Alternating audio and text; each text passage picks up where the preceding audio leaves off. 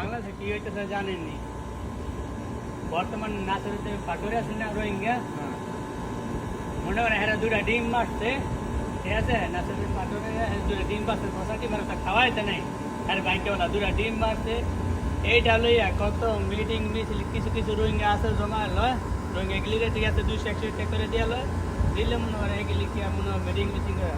আর ইন্দাতে বর্তমান যে নারী নির্যাতন করতেছে, শিশু দর্শন করতেছে, এটা কোনো বিচারই নেই।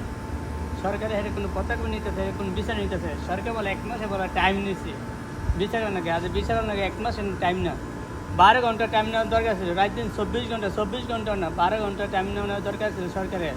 মোহাম্মদ তারেক রহমানের দেশ নেত্রী তারেক রহমান 6 ঘন্টা টাইম নেওয়ার দরকার ছিল, নিচে 10 দিনের। এটা কি ভাই ঠিক হয়েছে? এটা কোনো মতে ঠিক হয় নাই। বাংলাদেশের বিচার ব্যবস্থা খুবই খারাপ। আগে পিছিয়ে কত কিছু হইলো, কোনো ফায়দা নাই। মানুষ এখন রাজনীতিরে বাইচা লইছে নিজেকে ব্যবসা হিসাবে।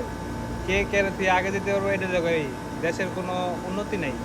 পিছনে যা গেছে আইছে কত খুন খারাপি, ধর্ষণ, এগুলার সঠিক বিচার ব্যবস্থা এখনো আমরা পাইনি। এই যে যেগুলি হকিং ঠিক আছে এনসিপি, যেগুলি এনসিপি বর্তমান নাতে ভাতায় এগুলি কোটি কোটি টাকা মাইরা কোটি কোটি টাকার মালিক রয়েছে, কোটি কোটি টাকার মালিক।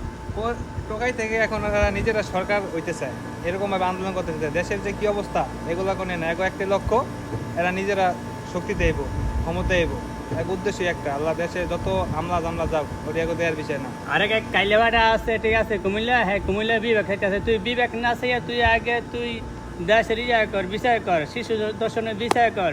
হ্যাঁ আছে কুমিল্লা বিবেক লইয়া, কাইলেবাটার নামও জানি না।